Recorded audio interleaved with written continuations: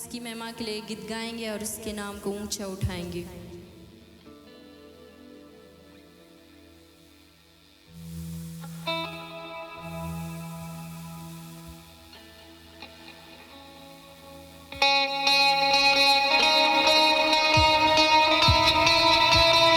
आइए चर्च हम ताली बजाते उसकी महिमा कहेंगे। Come on.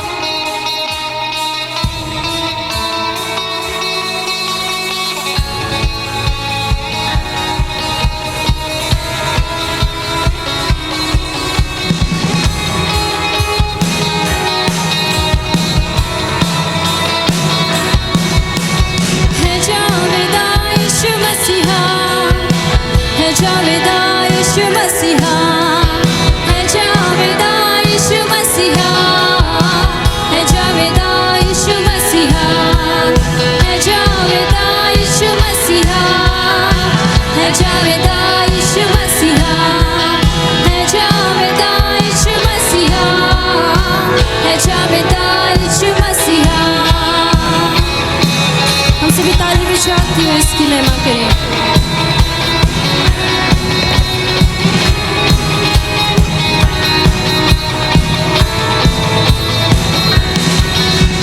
है जावेदा यीशु मसीहा, है जावेदा यीशु मसीहा,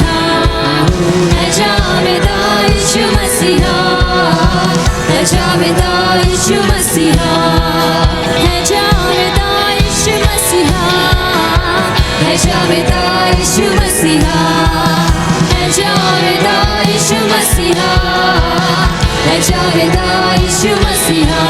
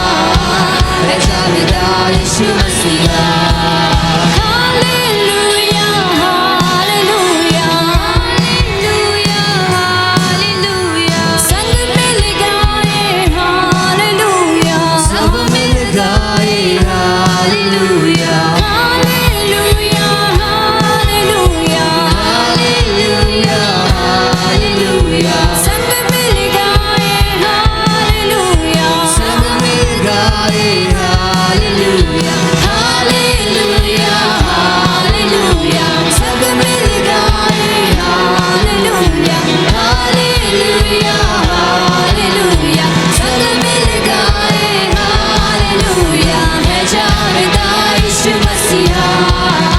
है जावेदा यीशु मसीहा, है जावेदा यीशु मसीहा, है जावेदा यीशु मसीहा, है जावेदा यीशु मसीहा, है जावेदा यीशु मसीहा, है जावेदा यीशु मसीहा, है जावेदा यीशु मसीहा।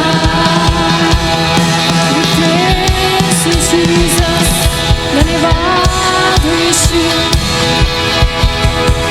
पिता हम तेरा धन्यवाद करते हैं,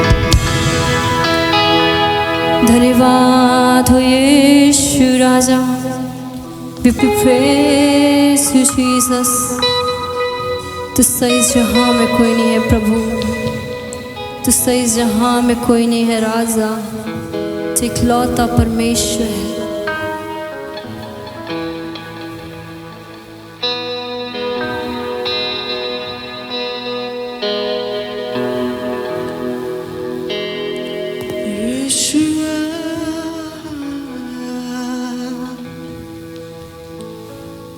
तू राज करे,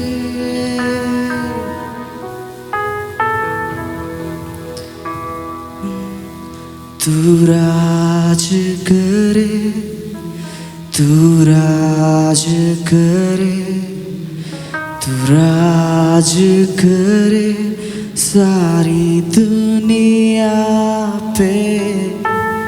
घुटने टिके सारे घुटने टिके, घुटने टिके यीशु नाम के लिए।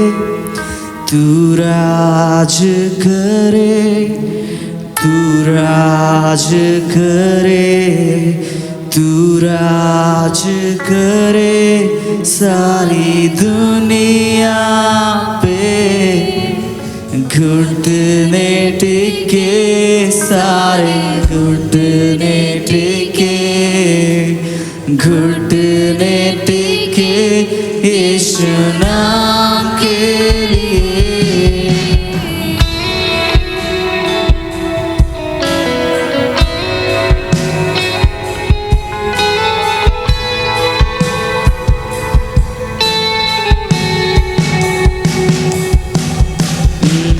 तूने किया खाली अपने आप को, छोड़ी सारी महिमा। होकर खुदा किया शून्य अपने आप को, बना मनुष्य समान। बन गया दास समान। मृत्यु सही, हाँ मृत्यु क्रूस की, और हुआ सबसे महान। तू राज करे, तू राज करे, तू राज करे सारी दुनिया में। घुटने टिके सारे घुटने टिके, घुटने टिके यीशु नाम के लिए।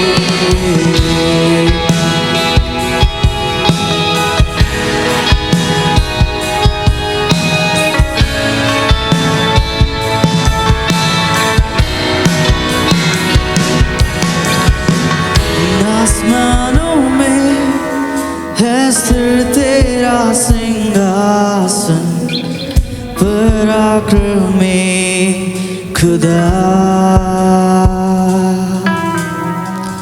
महिमा से अब फैले तेरा शासन, कदमों पे सारा जहां। सजदे में हर इंसान, वध जो हुआ निर्दोष में मना।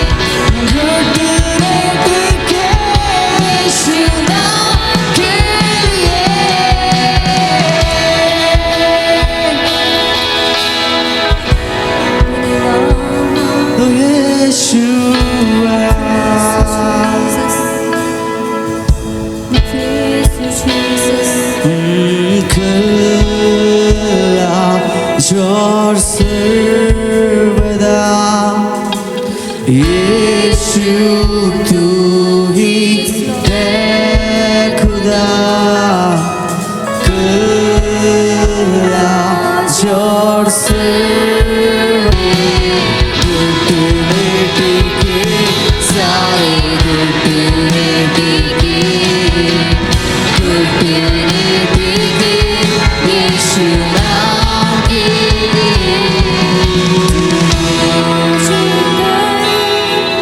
तू राज करे, तू राज करे सारी दुनिया पे, घुटने टिके, सारे घुटने टिके, घुटने टिके यीशु नाम के लिए।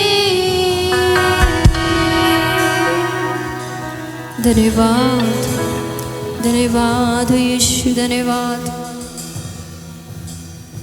Thank you, Jesus. We praise you, Jesus. तू महान है राजा। तेरी उपस्थिति के लिए हम तुझे धन्यवाद करते हैं राजा। तेरे उपकारों के लिए हम आज का मेरा विषय है बुद्धिमान का घर।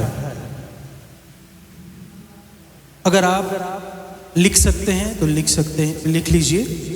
आज का मेरा विषय है बुद्धिमान का घर।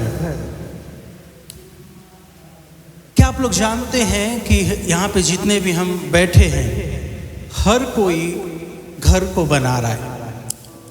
Praise the Lord. अपने जीवन को जीकर,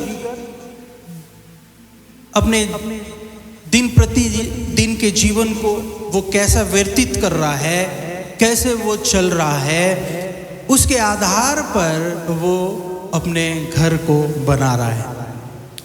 और इसलिए मैंने कहा कि जितने लोग यहाँ बैठे हैं, हर कोई अपने घर को तैयार कर रहा है, अपने जीवन को तैयार कर रहा है, अपने जीवन को बना रहा है। और बाइबल हमें कुछ बातों को सिखाती है। जैसे हम अपने घर को बना रहे हैं, जैसे हम अपने जीवन को जी रहे हैं, जैसे हम अपने जीवन को तैयार कर रहे हैं, तो हमें किस तरह से अपने घर को बनाना है और एक बुद्धिमान का घर किस तरह से होना चाहिए। Praise the Lord. तो उन बातों को आज हम देखेंगे। सबसे पहले मैं चाहूंगा कि अपने बाइबल को मेरे साथ आप लोग निकालेंगे। नीति वचन उसके 24वां अध्याय और उसके 3 और 4 पद को हम लोग यहाँ पे पढ़ेंगे। नीति वचन 24वां अध्याय उसके 3 और 4 में इस प्रकार से लिखता है कि घर बुद्धि से बनता है। Praise the Lord. घर किससे बनता है? बुद्धि से बनता है।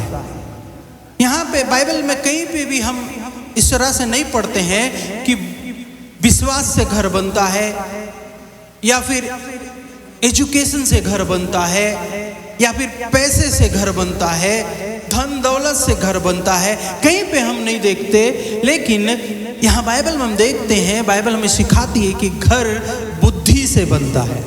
Praise the Lord. अपने बगल वाले को हाथ मिलाकर कहें कि घर बुद्धि से बनता है। हालेलुया। घर बुद्धि से बनता है। लेकिन आज मैं आपसे सवाल करना चाहूंगा कि बुद्धि से घर बनता है, यानी कि बुद्धिमान व्यक्ति घर को बनाता है। मैं आपसे पूछना चाहूंगा कि बुद्धिमान कौन है? बुद्धि पाया हुआ व्यक्ति कौन है? बुद्धिमान तो घर बनाता है, लेकिन बुद्धिमान कौन है? वो कौन पुरुष है या कौन स्त्री है, या फिर वो कौन व्यक्ति है जो बुद्धिमान कहलाता है? हालेलुया। हम जानेंगे आज के अध्ययन के द्वारा कि बुद्धिमान कौन है।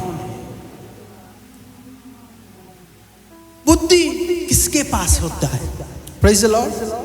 तो इसलिए हम निकालेंगे अपना आज का दूसरा पद, मत्ती रचित सुसमाचार उसका 7वां अध्याय उसके 24वें पद को हम पढ़ेंगे।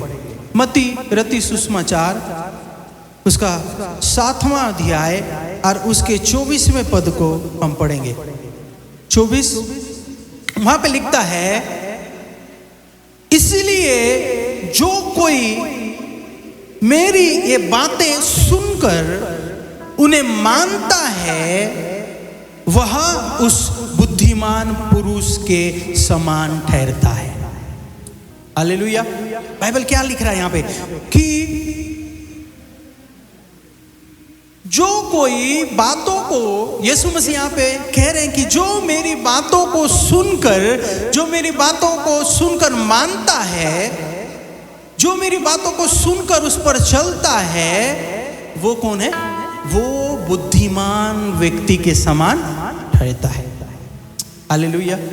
बुद्धिमान व्यक्ति कौन है? बाइबल हमें सिखाता है कि बुद्धिमान व्यक्ति वो है जो मानकर, प्रभु यीशु मसीह की बातों को मानकर उस पर चलता है।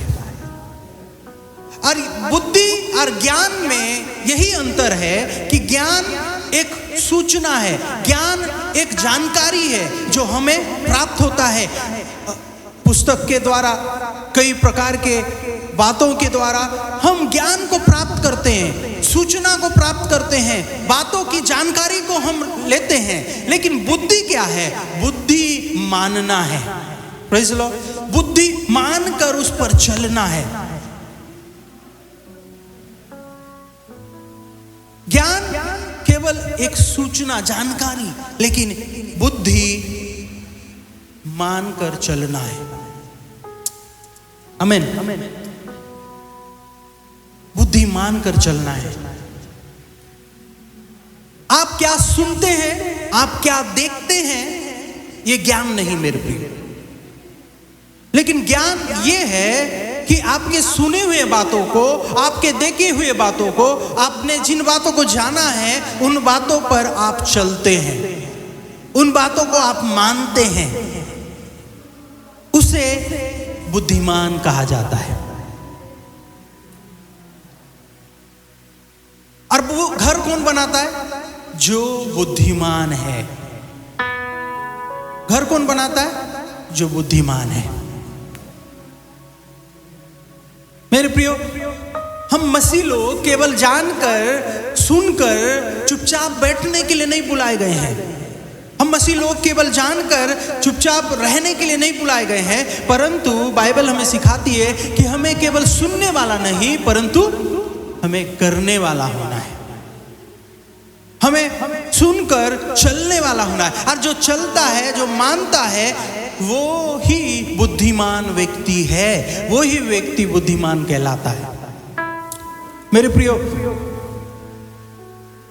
बुद्धिमान व्यक्ति अगर आप बनना चाहते हैं तो आपको क्या करना है? मानना है। प्रभु यीशु मसीह यहाँ कह रहे हैं कि कोई मेरी ये बातें सुनकर उन्हें मानता है, वह उस बुद्धिमान मनुष्य के समान ठहरेगा जिसने अपना घर क्या बनाया है? चट्टान पर बनाया है। बुद्धि घर बनाता है, बुद्धिमान घर बनाता है, लेकिन वो कहां पर घर बनाता है? चट्टान पर घर बनाता है। Praise the Lord. वो अपना घर को चट्टान पर बनाता है, अपने जीवन को चट्टान पर बनाता है। यहां पे प्रभु यीशु मसीह कह रहे हैं, मेरी बातों को जो सुनकर मानता है। बुद्धि ये नहीं है कि आपने बहुत एजुकेशन प्राप्त कर लिया। बुद्धि ये नहीं है कि आपके पास बहुत ज्ञान है। बुद्धि ये नहीं है कि आप बहुत कुछ जानते हैं।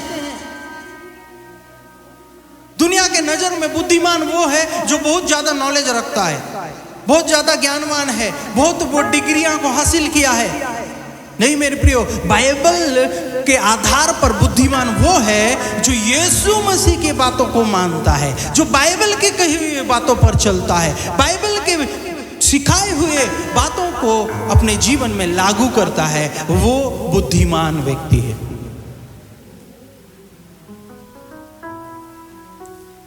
बाइबल बहुत ही क्लियरली हमें सिखा रहा है कि बुद्धिमान एक स्वर्गीय बुद्धिमान व्यक्ति, एक स्वर्गीय बुद्धि प्राप्त किया हुआ व्यक्ति, स्वर्गीय हेवनली नॉलेज को, हेवनली विजडम को हासिल किया हुआ व्यक्ति क्या है? मानने वाला व्यक्ति है, जो मानकर चलता है।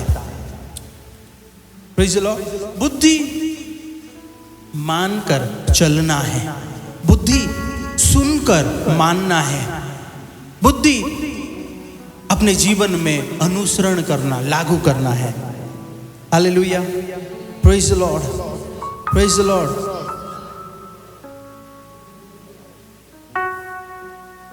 बुद्धि, तो हम ये बुद्धि को हासिल कैसे कर सकते हैं? बाइबल हमें सिखाती है कि बुद्धि को हम कैसे अपने जीवन में प्राप्त कर सकते हैं।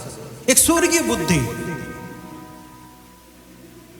एक स्वर्गीय बुद्धि हम कैसे प्राप्त कर सकते हैं? बाइबल में हम देखते हैं भजन संहिता उसका 111 का 10वां पद को हम पढ़ेंगे। साम नंबर 111 वर्स 10। हम भजन संहिता 111 उसके 10वें पद को पढ़ेंगे। वहां पे क्या लिखता है?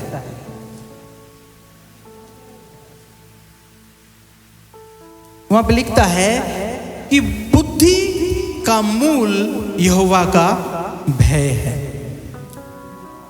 Praise the Lord. बुद्धि का मूल यहोवा का भय है, यानी कि बुद्धि की आरंभ परमेश्वर के भय मानने से शुरू होता है। बुद्धि प्राप्त करने का आरंभ परमेश्वर के भय मानने से होता है।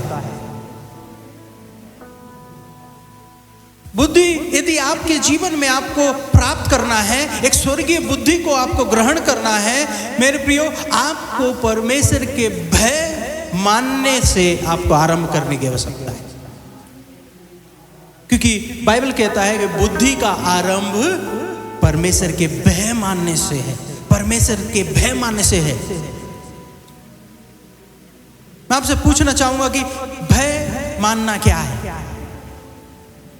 परमेश्वर का भय मानना क्या है? क्या परमेश्वर का भय मानना यानी कि परमेश्वर से डरना, जैसे हम अंधेरे से डरते हैं, परमेश्वर से घबराना? परमेश्वर का भय मानना यानी कि परमेश्वर से भय खाना नहीं, उससे घबराना नहीं, परंतु भय मानना परमेश्वर के बताए हुए हर एक बात का आदर करना है। बड़े ध्यान से सुनना। परमेश्वर का भय मानना यानी कि परमेश्वर के द्वारा ठहराए गए हर एक लिमिटेशन को, परमेश्वर के ठहराए हुए हर एक ना और परमेश्वर के ठहराए हुए हर एक हाँ को आदर करना, उसे रेस्पेक्ट करना, परमेश्वर के दिए हुए सीमाओं का सम्मान करना ही परमेश्वर का भय मानना है। परमेश्वर के द्वारा कही हुई बातें कि ये हाँ ये गलत है, हाँ ये अच्छी बातें हैं और ये गलत बातें हैं, उन बातों को आदर करना कि हाँ ये परमेश्वर ने कहा है और मैं उसे आदर करूंगा, मैं उसे सम्मान दूंगा, यही परमेश्वर का भय मानना है। परमेश्वर की बताई हुई बातों को, आपकी इच्छा के अनुसार क्या गलत है और क्या सही है, इस बात का आदर करना नहीं। संसार क्या बोलता है कि किस बातें क्या, कौन सी चीजें गलत है, कौन सी बातें अच्छे हैं, संसार क्या बोलती है उन बातों पर नहीं। आपके परिवार क्या बोलते हैं उन बातों पर नहीं, आपका समाज क्या बोलता है उन बातों पर नहीं, परंतु उन बातों को आदर करना जो परमेश्वर ने कहा है, जो परमेश्वर ने आपको दिया है, जो परमेश्वर ने आपके लाइफ में वो सीमाओं को, उस लिमिटेशन को आपके जीवन में रखा है। हो सकता है कई बार आपको ऐसे चीजें अच्छी ना लगे, लेकिन परमेश्वर ने अगर उसे अच्छा कहा है तो आपको उसे सम्मान देना, यही परमेश्वर का प्रेम। आपको किसी जगह में परमेश्वर ने रखा है परंतु आपको वहां पे रहना पसंद नहीं है, लेकिन आप उस जगह में रहते हैं, आप उसको मानकर उस जगह में ठहरे हुए हैं, यही परमेश्वर का भय मानना है। आपको अलग प्रकार से कुछ बातों को हासिल करना है, कुछ और कामों को करना है, कुछ और बातों के पीछे आपको जाना है, लेकिन परमेश्वर ने कहा है कि नहीं, तुझे इन बातों को मानकर अपने जीवन में चलना है। तो आप यदि आदर करते हैं तो यही परमेश्वर का भय मानना है। वो आपके लिए हो सकता है वो गलत हो सकता है आपके लिए वो आपके लिए दर्दनाक हो, दर्द देने वाला हो, लेकिन फिर भी आप उसे मानते हैं, वो परमेश्वर के ठहराए हुए सीमा को, परमेश्वर के ठहराए हुए लिमिटेशन को अपने जीवन में आप उसे ग्रहण करते हैं, यही परमेश्वर का भय मानना है। आप अपनी इच्छा से चल रहे हैं, आपको जो अच्छा लगता है वो आप कर रहे हैं, आपके परिवार को जो अच्छा लगता है आप वो कर रहे हैं, दुनिया को जो अच्छा लगता है आप वो कर रहे हैं, ये परमेश्वर का भय मानना नहीं है मेरे प्रिय। लेकिन परमेश्वर का भय मानना यानी कि परमेश्वर ने जो आपके जीवन में कहा है, परमेश्वर ने जो आपके जीवन में ठहराया है, उसे आदर करके आप उसे मानते हैं, ये परमेश्वर का भय है। और बुद्धि क्या है? बुद्धि परमेश्वर के भय को बार बार प्रैक्टिस करना, परमेश्वर के भय को बार बार आप अभ्यास करना, ही बुद्धि है। परमेश्वर के भय को बार बार सम्मान देना, उसे बार बार अपने लाइफ में लागू करना। परमेश्वर के नजर में जो सही है आपको भी उसको सही कहना है, परमेश्वर के नजर में जो गलत है आपको भी वो गलत कहना है, परमेश्वर के नजर में जो अच्छा है उसको आपको पकड़े रहना है, यही परमेश्वर का भय है। और उसको बार बार प्रैक्टिस करते हैं जब आप, तो आप बुद्धि की आरंभ अपने जीवन में करते हैं। हालेलुया मेरे प्रियो, हम बाइबल में देखेंगे एक व्यक्ति जिसका नाम राजा सुलेमान था, और उसे इज़राइल देश का राजा बनाया गया। हम निकालेंगे बाइबल पहला राजा उसका 3रा अध्याय और उसके 9वें पद से हम उस चीज को पढ़ सकते हैं। उसे इज़राइल का भार दे दिया गया। जब उसके पिता दाऊद की मृत्यु हुई तब उसे राजा बनाया गया, सुलेमान को राजा बनाया गया। और जब सुलेमान राजा बना तो वो परमेश्वर से प्रार्थना करते हुए, परमेश्वर से विनती करते हुए 9वां पद में वहां पे कहता है कि हे परमेश्वर, तू अपने दास को अपनी प्रजा का न्याय करने के लिए समझ की शक्ति दे। हालेलुया। क्या की शक्ति दे? समझ की, बुद्धि की शक्ति दे।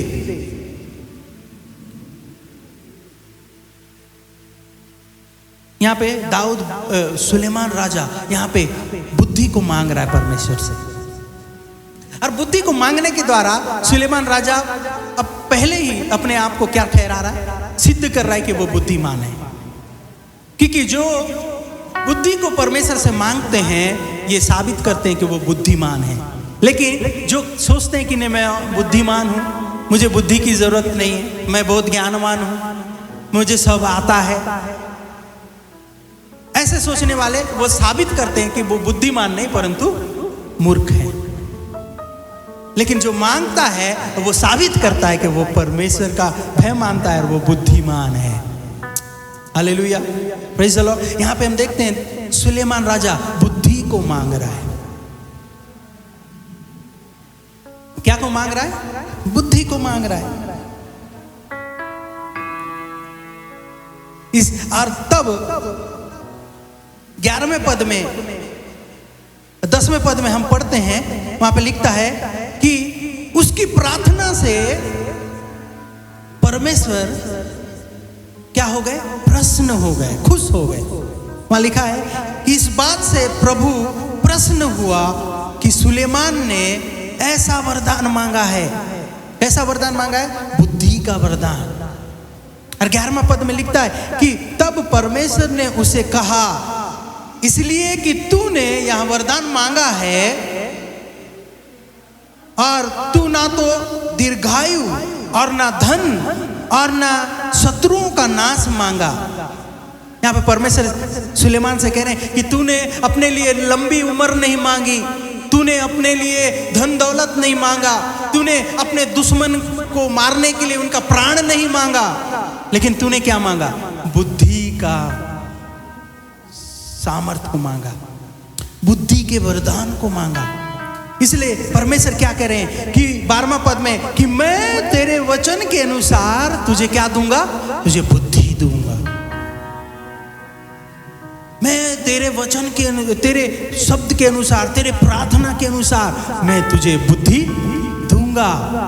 लेकिन साथ ही साथ परमेश्वर क्या कहते हैं कि मैं तुझे बुद्धि दूंगा, लेकिन साथ ही साथ उन बातों को भी मैं तुझे दूंगा जो तूने नहीं मांगा है। Praise the Lord, hallelujah. कई बातों के लिए आपको प्रार्थना करने की आवश्यकता नहीं है यदि आपके पास बुद्धि है।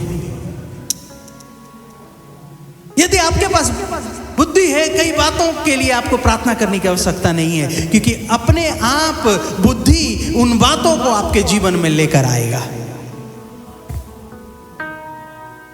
सुलेमान ने यहाँ पे धन दौलत नाम शौहरत नहीं मांगा, उसने बुद्धि के वरदान को मांगा और परमेश्वर ने उसे बुद्धि का वरदान दिया।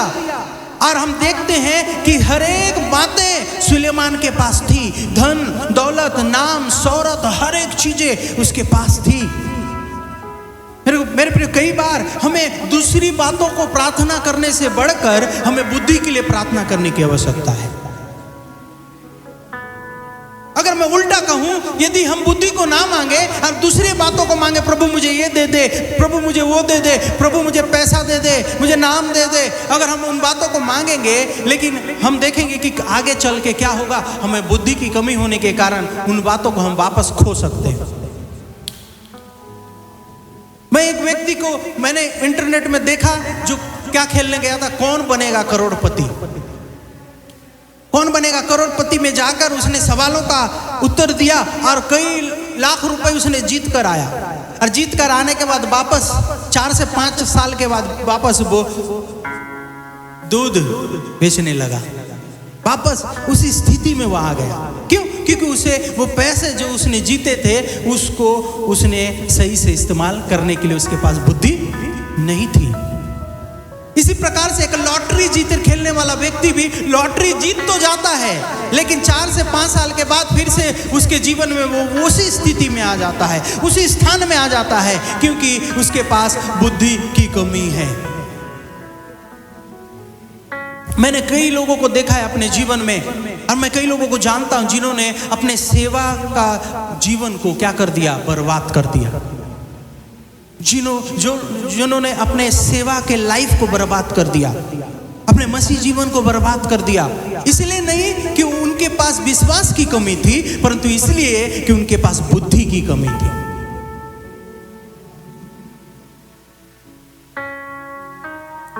बाइबल में लिखता है कि विश्वास कर्म बिना अधूरा है, यानी कि विश्वास बुद्धि बिना, यानी कि प्रैक्टिस के बिना अधूरा है। आप विश्वास करते हैं लेकिन प्रैक्टिस नहीं करते हैं, आप अधूरा में काम करते हैं, आप अधूरा काम करते हैं।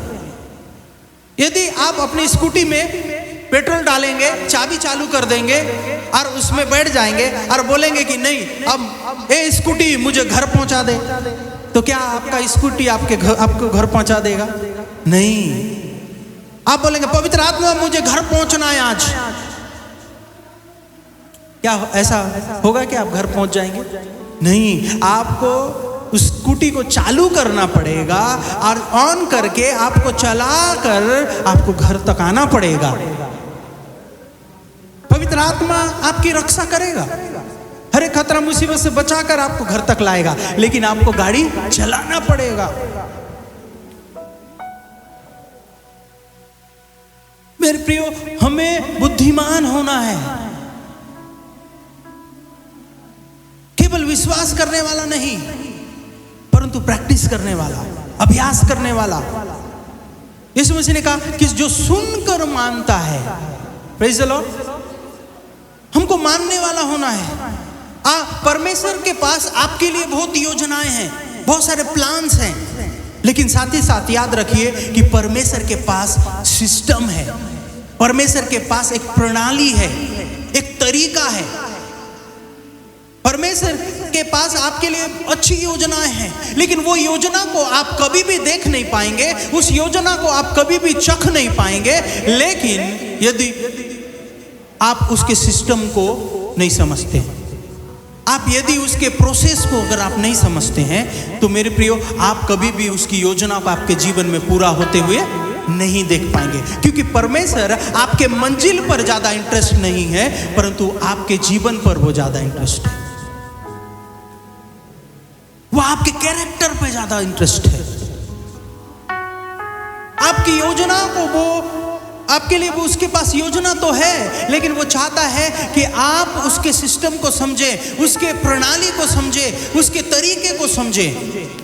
और जब तक उस तरीके में आप नहीं जिएंगे, उस जैसा परमेश्वर चाहता है ऐसा आप नहीं जिएंगे, मेरे प्रियो, आप परमेश्वर की योजना को पूरा होते हुए अपने लाइफ में नहीं देख पाएंगे। हम देखते हैं मूसा के जीवन से, जब मूसा को हम पढ़ते हैं इब्रानी उसका 8 का 5 पद में, वहां पे लिखा हुआ है, इब्रानियों उसका 8 का उसके 5 पद में इस प्रकार से लिखता है,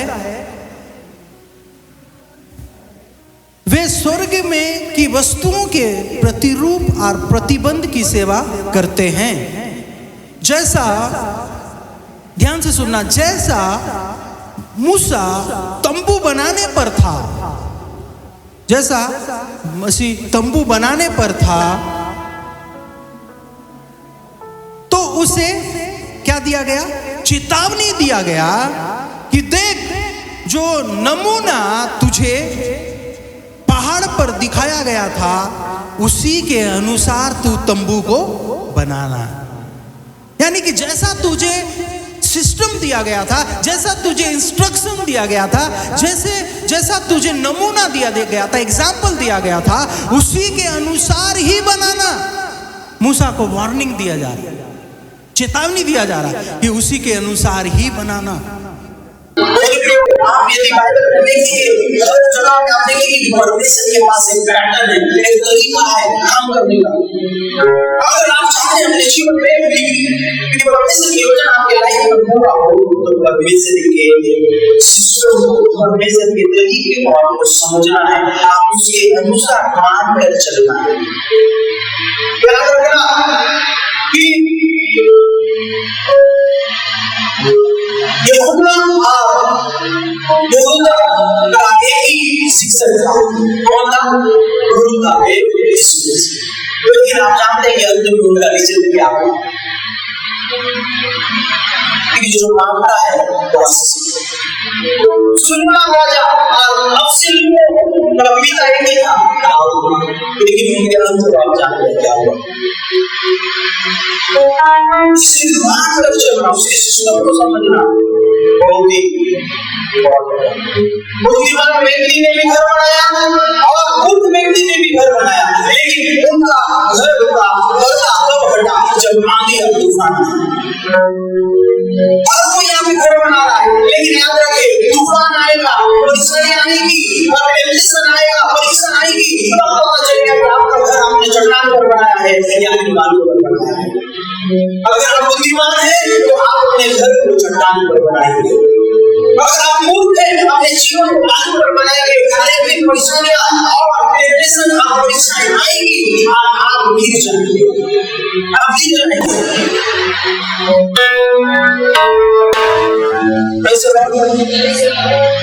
इसलिए मैं आपसे कहना चाहता हूँ मेरे भाइयों कि परमेश्वर के सिस्टम को समझो, परमेश्वर के तरीके को समझो, तब हम स्थिर खड़े रह पाएंगे। परमेश्वर के द्वारा ठहराया गया योजना आप उसमें मानकर स्थिर वो आपको बनाएगा। समय आएगा बाकी लोग गिरेंगे और आप खड़े रहेंगे, समय आएगा तूफान आएगी तब पता चलेगा और चट्टान पर परमेश्वर आपको आशीष दे। इस वचन के द्वारा हम सब खड़े हो जाएं। Thank you lord. प्रभु जी हम धन्यवाद देते हैं कि आज के वचन को आपने हमें सीखने को समझने के लिए सहायता किया। प्रभु जितने लोग आज यहाँ हैं आपने वचनों को सुना, हमें बुद्धिमान के समान घर बनाने के लिए सहायता कीजिए। हम केवल सुनने वाले नहीं, पर